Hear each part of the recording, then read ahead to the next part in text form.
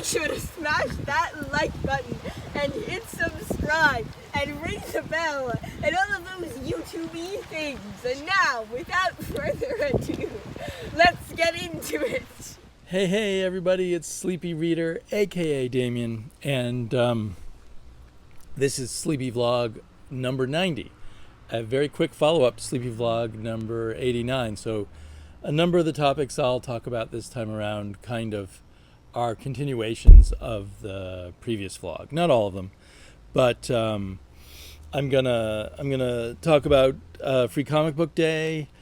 I'm gonna talk again about Substack a little bit, and talk a little bit more about my travels and my thoughts about COVID. So hopefully not too much on that.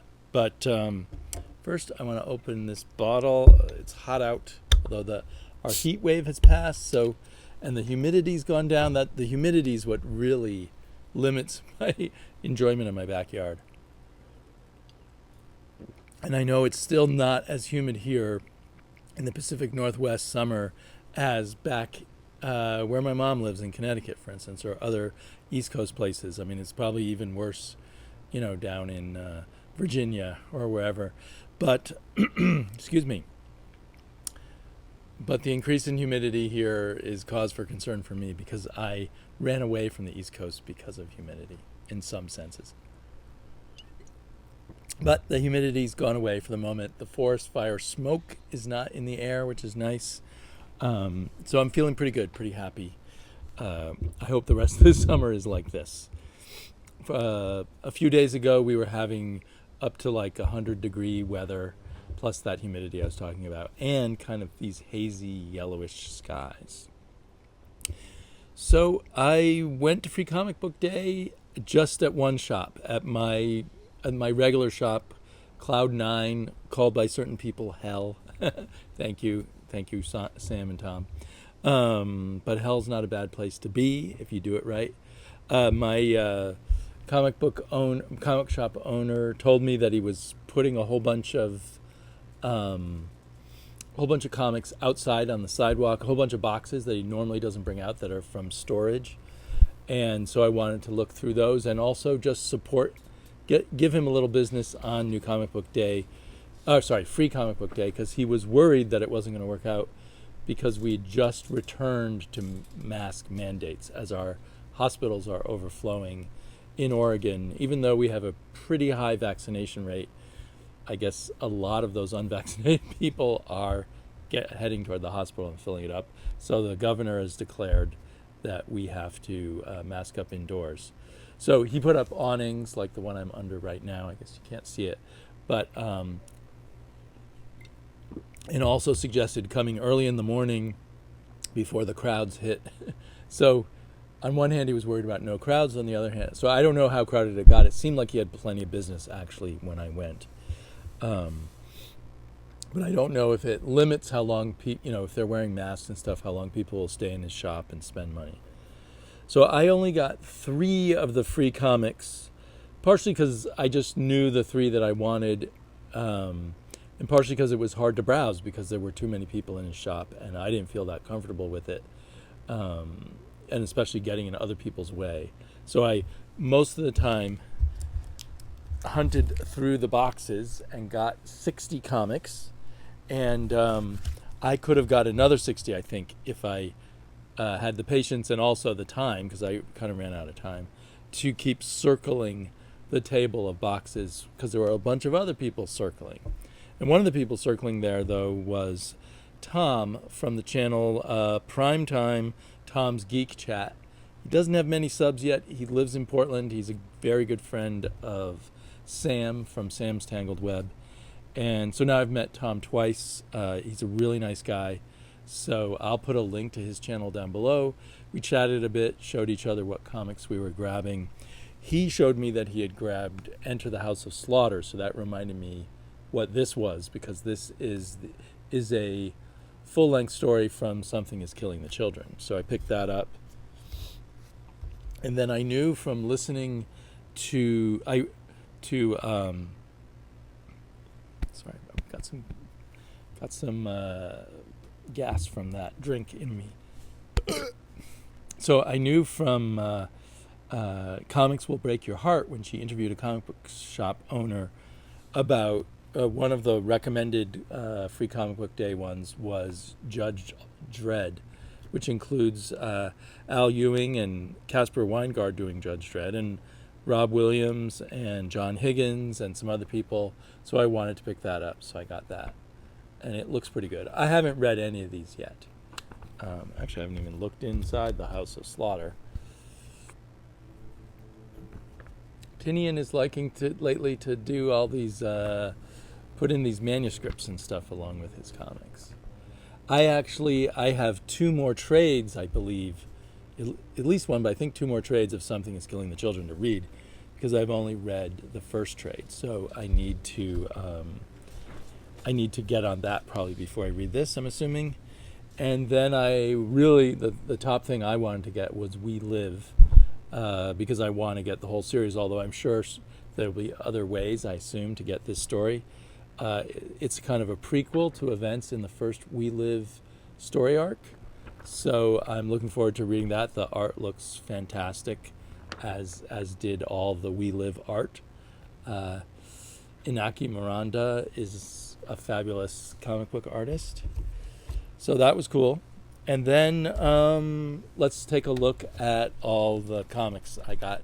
There's 60 of them, and this is supposed to be a sleepy vlog where I hit a lot of things. So I got a bunch of Fantastic. I've got most of the Fantastic Four from this era, but I'm still working on it. I want all the issues drawn by Rich Buckler and George Perez, because that was an era that I have a lot of nostalgia for, because I was subscribing to the Fantastic Four at that time when I was a kid, so I had them with the subscription crease. I'd love actually to buy some of the comics from that era with subscription creases.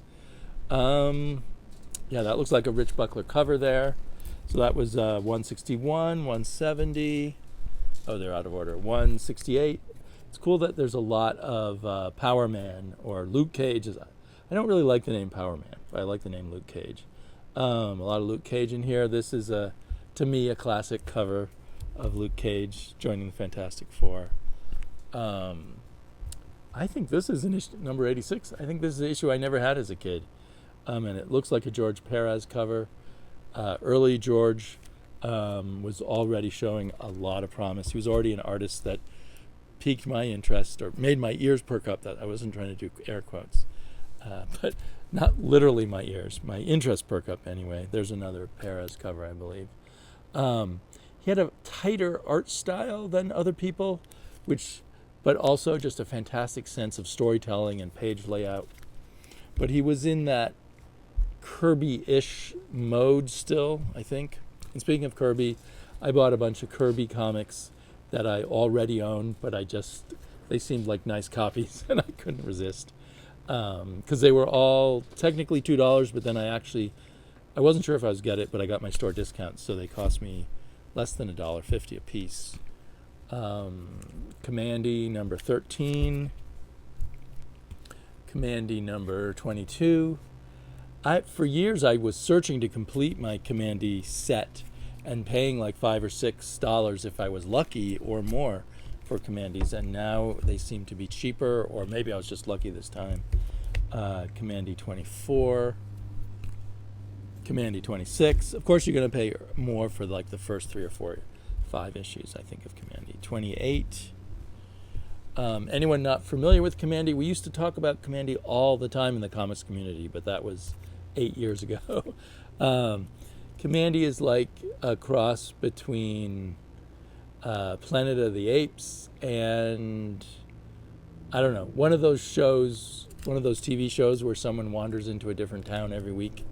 But done in the Kirby way, it becomes an amazing old school young boys adventure novel, I think, but one of the best in comic book form that exists. Then I managed to get 1 issue of Plop, the old DC humor magazine, and Phantom. And I think, did Jim Aparo draw Phantom for Charlton at one point? I was hoping that there might be something by an artist that I recognized in the Phantom, but it wasn't. but I didn't mind getting it for less than $2 a piece. And then really excited to get a bunch of Phantom Strangers. But turns out on most of the Phantom Strangers I was double dipping. I didn't recognize the covers and I didn't check my CLZ. But still I got a few Phantom Strangers, some that I already have and some that I don't. But I love these. I love their covers. The stories are always fun, but maybe not as great as you think they're going to be from the cover. That's probably why I didn't like DC so much as a kid. The interiors rarely lived up to the covers. But I'm also more now, 50 years later, more in the groove of the DC mystery stories than I was back then. I was so enamored by the Lee Kirby style superheroes, it was hard to get into the other stuff. So another mystery in space. Oh, and here's more Kirby double dipping, Mr. Miracle. And really triple, possibly quadruple dipping, because I definitely have most of this Kirby stuff in hardbacks and sometimes in paperbacks, sometimes in old black and white paperbacks. So this is the current Mr. Miracle. Shares the same name with this young teenager that Scott Free takes on as his apprentice. So he was supposed to be the next Mr. Miracle, Shiloh Norman. So for people who who are surprised to see an African American as Mr. Miracle in the current Mr. Miracle comics, it comes right out of this continuity.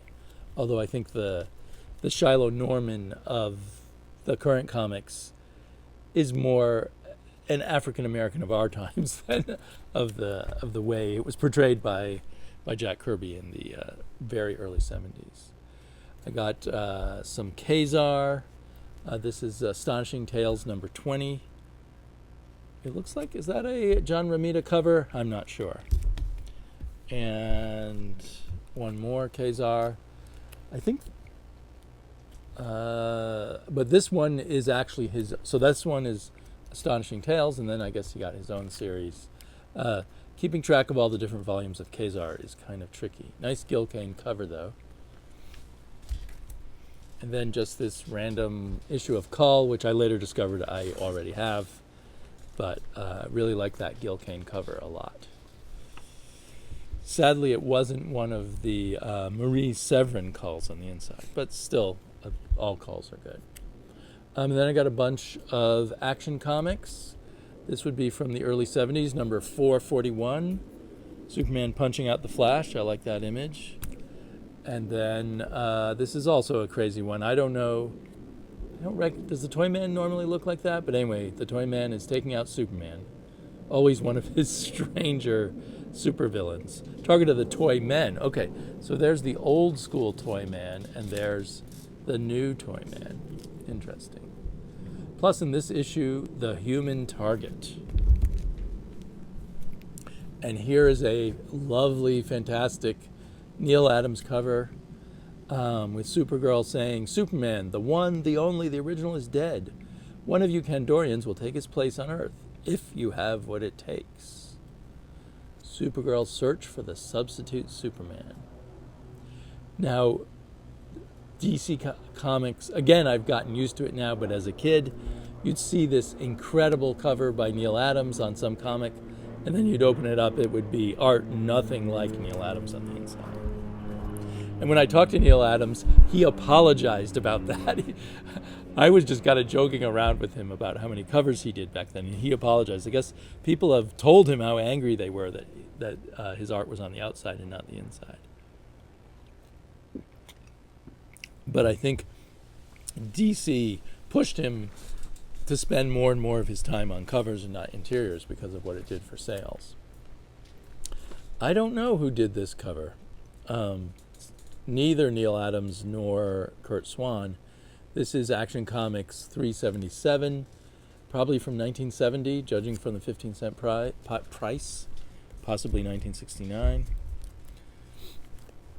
So I have made a habit of trying to get all the various Superman family comics, especially from the 60s, I don't think they'll all ever be reprinted, and I just get a kick out of them now. And here's issue 2, although you can't tell because the number got cut off at the printing press. So it's a really miscut cover of Man-Bat. Issue 2 of Man-Bat. Kind of a homage of sorts to a famous Neil Adams cover where the faces are on the fingers. But this is a Jim Aparo cover, but inside I think it's Pablo Marcos. And there were only 2 issues of the Man-Bat, and issue number 1 was Steve Ditko. I'm not sure if I have issue number 1 or not. If I don't, I need to get that. Another double dip with New Gods. When a New Gods is available for almost no money, I'll grab it. Even it's kind of a beat up copy, but it's like New Gods is one of the best comics ever made in the United States, in my opinion. And here's this funny character, Starfire, before the Teen Titans Starfire, who was kind of a sci-fi sword and sorcery character. 2 things I love. I still haven't read any Starfire. I think there were 7 issues, and I'm trying to collect them all and then read them all together. And we got some John Byrne, Fantastic Four. When is David Byrne from the Talking Heads going to write some comics? We need that. So yeah, the trial of the search for Reed Richards, I guess, not the trial. And then E-Man, which I learned recently from a podcast where they interviewed Nicola Cuddy. The copyright to E-Man is owned by Joe Staton, I believe. And then Joe Staton would, even though he and Nicola Cuddy created him together, I'm not sure how Joe Staton ended up with the copyright. So that's why E-Man appears not just in Charlton Comics, but all over the place. This is Comico. This is number 1. There's 2 volumes at least of Comico's E-Man. So, and I got number 1s from the 2 different volumes. Also a nice wide open thing. I love Joe Staton's artwork, particularly on E-Man and other things where he got a bit weird with his style. You can see that on the cover. It's just a little more distinctive than what he was always a solid artist, but what he did at Marvel and DC was more, I don't know, less personality to it. Just a random issue of the Warlord, random issue of Creatures on the Loose with Thongor, lots of men without their shirts on. Here's one of my favorite issues of Conan the Barbarian, one of only 2 Conan stories drawn by Neil Adams, and I think this is the superior one of those 2, although they're both really good. So whenever I see them, I grab one, and I sometimes try to give them as gifts to some of my YouTube friends. A issue of Marvel Comics with a big chunk of Weapon X in it by Barry Windsor Smith. Really nice. It's in good condition, even though it was not bagged. Star Hunters. I still have never read Star Hunters, or maybe I read them once back in the late 70s, but I keep collecting them with the intention of reading them eventually. Secret Society of Supervillains. This is like a giant-sized special from 1977, and I think it ties in with the regular series. Son of Satan, number 16, Marvel Spotlight, number 16, Son of Satan. These are kind of beat up, but I picked them out anyway. Some of these comics I got a really good deal for the price, and others were probably, just dollar comics or 50-cent comics, but I grabbed them anyway. Son of Satan, number 8. I think there were only 8 issues. So first, Son of Satan appeared in Marvel Spotlight, and then he got his own comic. You can see by the time he got his own comic, they'd gone up from 25 cents to 30 cents. And I think the creative teams changed a lot. At first, I think on Marvel Spotlight, it was mostly Steve Gerber. Let's see, here it's Bill Mantlo with Russ Heath art, which is very nice looking art here. And a very cool Gil Kane cover, inked by, I'm not quite sure who, maybe Ernie Chan or someone? Whoa. Wind wants to destroy my comics. A random Superboy from the 60s. playing around with Kryptonite. Where would the writers have been without Kryptonite? Superboy and the Legion of Superheroes. I grabbed this because it's from the Mike Grell era, which I remember fondly. Before Mike Grell did Warlord, he made his name on Legion of Superheroes. Marvel 2-in-1 number 3, The Thing and Daredevil. Should be a cool read. I think there's Sal Buscema art in there. I did some double dipping on some Rimas, one of my favorite recent, it's an old comic, but recent old comics that I discovered. Are Fighting Forces, featuring the Losers, with a nice Joe Kubert cover. Not Joe Kubert on the inside, though. And then an even nicer Joe Kubert cover on an older issue from probably 1970, Are Fighting Forces, still featuring the Losers. Secrets of Sinister House, one of those mystery comics. This is number 15. I never heard of Secrets of Sinister House before, but I assume it's the same mix of art and story types as you get in the other DC mystery comics from the 70s. I think the mystery comics were DC's strong point in the 70s, and it wasn't until the 80s that they picked up their game on superheroes. In the 60s, they were strong on superheroes in a totally different way, in a way that, like I said, I didn't like as a kid, but now like. Oh, here's another Star Hunters. That's a cool cover. It's by Rich Buckler, but the backgrounds kind of have a Steve Ditko look or influence. And speaking of Steve Ditko, I got all 4 issues of Stalker, a Steve Ditko created Sword and Sorcery comic, which I believe is all inked by Wally Wood. So that's something that I need to read. Issue 2, issue 3, and issue 4. And if I remember correctly, it only made 4 issues. I don't know if they ever brought this character back in some form. The covers all look like they're inked by Wally Wood, so that's really cool. Gigantic Strange Adventures, which includes some Adam Strange and a bunch of other stories. I bet a lot of this stuff in here will be reprints, since it's a giant size one. And another one. So that was Strange Adventures number 230, and this is Strange Adventures 226. Who will trigger World War III? I hope World War III is not coming. Bad enough these small wars we get involved in. A 1960s Jimmy Olsen. There's that sweet spot of the 1960s DC Comics for me. Okay, I've opened this one up. It was in a bag. I didn't even bother putting it back in a bag afterwards. Superheroes battle super gorillas. I mean, how can you lose with that? I was so excited. Everyone loves the super gorillas. But from whenever this art was, I think either very early Silver Age or late Golden Age, they did not draw gorillas very well. They really drew the gorillas badly. Let's see. Look at that gorilla. Yeah, so I think they're not so super gorillas. I'll probably eventually read it anyway, but I was a bit bummed. The cover with the super gorilla and the superheroes is not bad. That's an Ernie Chan cover. Super Team Family Giant. With a Rich Buckler cover. When I picked it up, I thought it said Superman Family Giant. Only when I got home I realized. But this is great, actually. It's got the Challengers of the Unknown and the Doom Patrol inside. Probably reprints. I don't know. I haven't looked yet. And I love this cover of Tomahawk. The Tomahawk, I believe, is this blonde guy who was raised by Indians, maybe. And then there was also a series called Son of Tomahawk. But this is an Indian tribe or tribe beneath the sea. So we are actually underwater here. But that fish is incredible.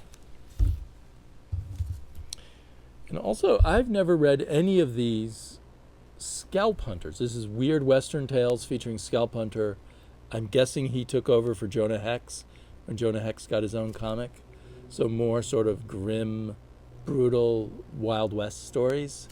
Now, my understanding is scalp hunting actually came from the white man, either the British or the Canadian or the American government, or even the French government. I can't remember which government had a bounty on American Indians, and the white hunters of American Indians had to produce the Indian scalps to get their bounty, and that's where scalping came from.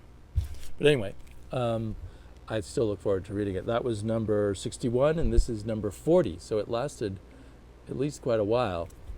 I think I looked inside, and it was Michael Fleischer doing the writing, who was also frequently the writer on Jonah Hex. Yeah. Oh, and kind of a brutal cover. Michael Fleischer definitely did not stint on the brutalness. So, that probably took up quite a bit of time. This is going to be a long Sleepyvlog, I guess. Feel free to watch it in 2 parts. So, Ragamuffin, one of my viewers who writes comments, left a comment saying, "Not sure Substack will last, but putting the power in the hands of creatives is a step in the right direction, in my opinion." And then I realized, yes, of course, that's why creators would want to go to Substack, even though I was sort of complaining I don't see much point in it, at least for readers. But if you think about it, if Substack is advancing all this money to create, giving you, let's make up a number, $200,000 to create your own comic, and as an advance, that gives you a lot of freedom to actually create your own comic instead of write a lot of Batman and other stuff like James Tynion is doing for DC, and then on the side build up your portfolio of creator-owned comics, which in the normal course of things you probably only get paid for after they make money. So in that sense, it would be great if Substack works and allows all these creators, kind of subsidizes all these creators into focusing more on their true personal creations. So that with that in mind, after reading that and thinking about it, I went and looked at Substack some more, and I subscribed to a couple of the newsletters, the free versions. And then I got a bunch of newsletters in my mailbox and my email inbox, and I'm like, oh God, more stuff in my inbox that I don't really feel like reading. But then I was listening to some other podcasts, and someone on the podcast had already subbed to Tinian's. And I thought, well, maybe I'll sub to Tinian's newsletter for a while. It's $7 a month. I don't think that's a great price, but I'll do it for a while kind of as something I can share on my YouTube channel as my rationalization of why I will do that. So when he starts putting out comics, I'll share some screen grabs with you and tell you what I think of what I see. Right now, even though I've paid $7, there are no comics coming through. There's just newsletters from him, some of which you can get for free, some for pay. But I thought that it's not that I'm not telling anyone it's not worth paying for yet, but you might want to hear me read you a little bit of Tinian's recent newsletter, where he talks about Batman and leaving Batman. And oh, by the way, the name of his newsletter is Empire of the Tiny Onion. So I just scraped a few paragraphs and made a printout here that I can read to you outdoors, because on a screen I wouldn't be able to see it very well in this bright light. But and hopefully he wouldn't mind if he ever finds out about this, because it may ultimately lead some people to want to subscribe. But Tinian says, he's talking about the choice.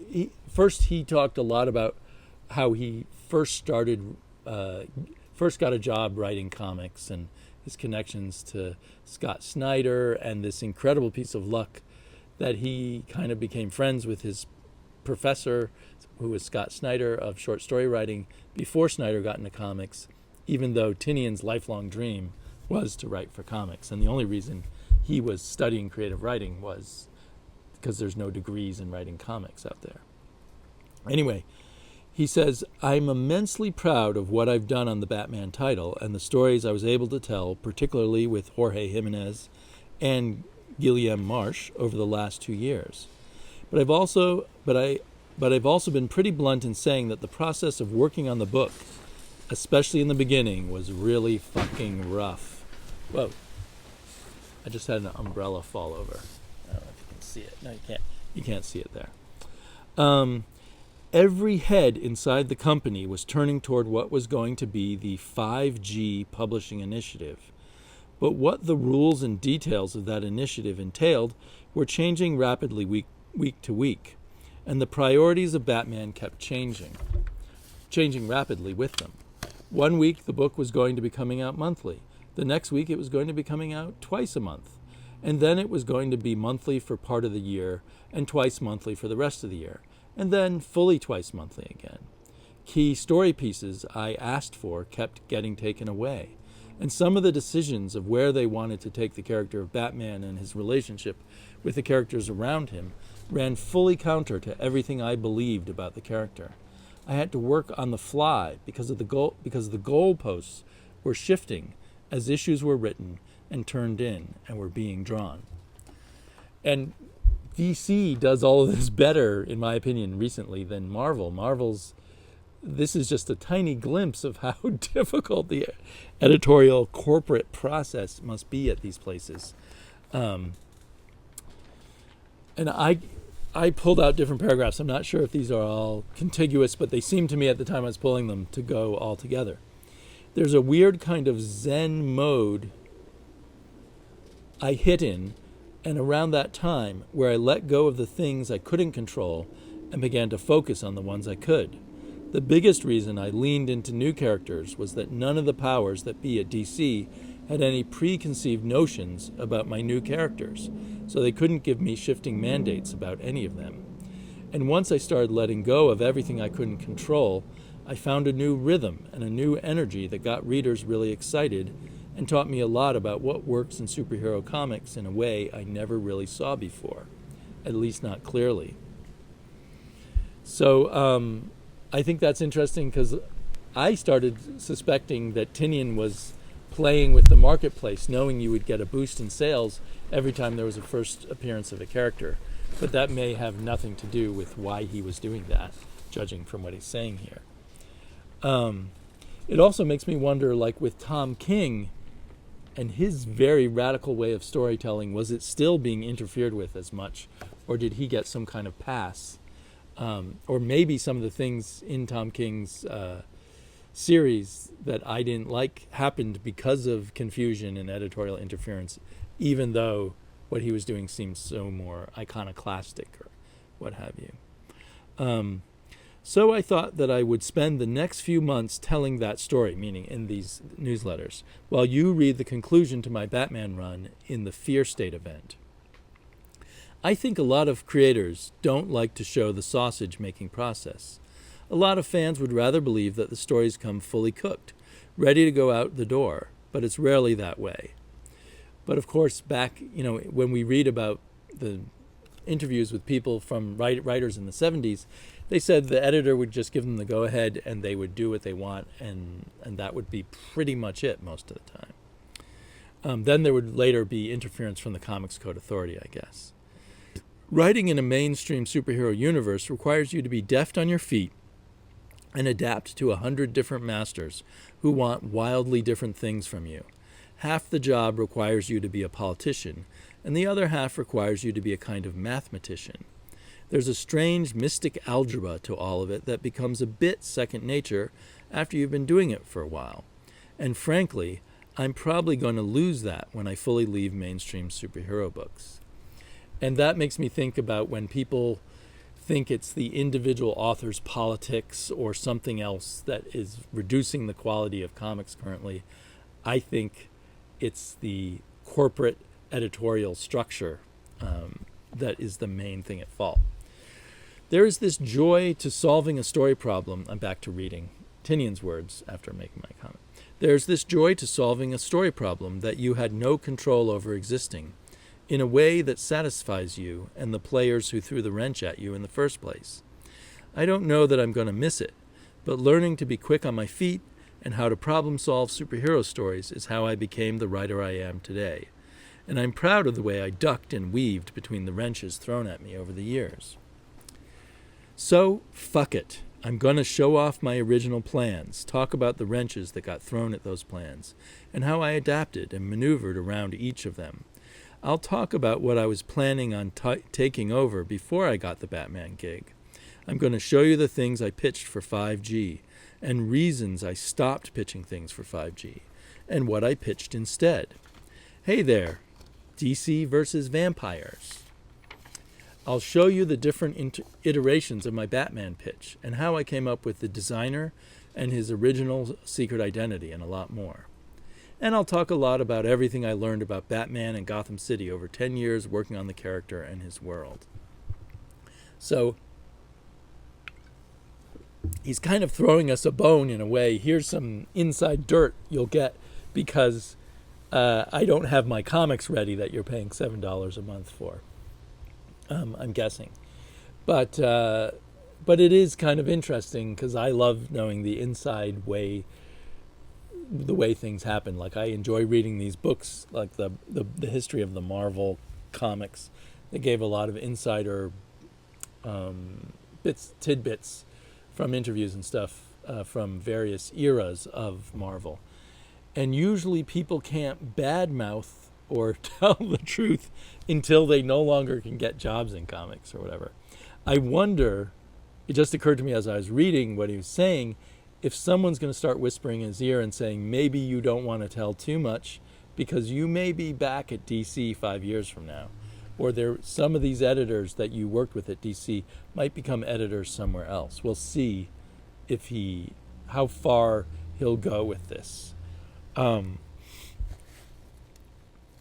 There's another one where he talks about leaving Twitter, and I think that one's part of the free option. I was going to read it, but I have taken up so much time here that I think I'm going to pass on it for now. So I'll save that for later. And he's going to do these behind the scenes on Batman things every Wednesday, so I'll try to give you a little bit of it every week for a while. Not so much that I completely steal his steam if you want to subscribe to his newsletter. And I'll let you know when actual comics start coming out from his newsletter. And I believe the way Substack works is once you are subscribed, you then go to the Substack page and you have a list of all the previous newsletters too. So I think you could wait till he's built up some material, then go in and subscribe for a few months and read it all. We'll see if it works out that way. Well, the one other thing I wanted to say is the whole COVID issue began to worry me even more. Like my last Sleepyvlog was while I was still on my trip. Our final flights home, on one of the flights, we were on this really cramped like tube of an airplane where everyone feels like they're just inches away from you. And I spotted a bunch of people who were pulling their masks down well below their nose, and at times more like that. And while I am vaccinated, eventually the COVID is building up more and more strength as it kind of gets all its places to rest in all the unvaccinated. And I couldn't help thinking that the people doing that with their mask were more likely to be the unvaccinated. So it made me more uneasy about travel. On every other plane and on the train, everywhere else I saw, people were doing a really good job of keeping their masks on. It was just on this one plane, and it happened to be the most cramped, uncomfortable plane. But it's giving me second thoughts about other travel plans later in the year. I mean, I was so excited after we got the vaccinations and my mom got vaccinated, and it felt like I could visit my mom more. I mean, to be frank, before she passes away, God willing, in 10 years and not 2 years, but she's 86. So I want to see her as much as I can. But there's also the whole community, all the friends we have with kids under 12 who can't get vaccinated. and all the news about the COVID is now hitting more and more people, and it does sometimes get vaccinated people. But if enough people were vaccinated, there'd be nowhere for the COVID to kind of keep brewing itself, right? So I think with this whiplash back into COVID, we're going to see a lot of anger against the unvaccinated. I know the unvaccinated are already angry at us, but I think it's going to come back at them a lot more. And we need to get angry enough to act, make more rules and stuff, but not be too angry, because anger's a tool that should be used very judiciously. So I was going to say more, but I've gone 40 minutes, so I'll leave it there. I shouldn't talk so much about these things anyway. But thanks for joining me, and I will be back soon with some comic book thoughts about actual new comics that I've been reading. Without further ado, let's get into it. Can we do that like button? Whatever my fans are called. This will be a great video. You be sure to smash them. Can we try that again? Hey, YouTubers.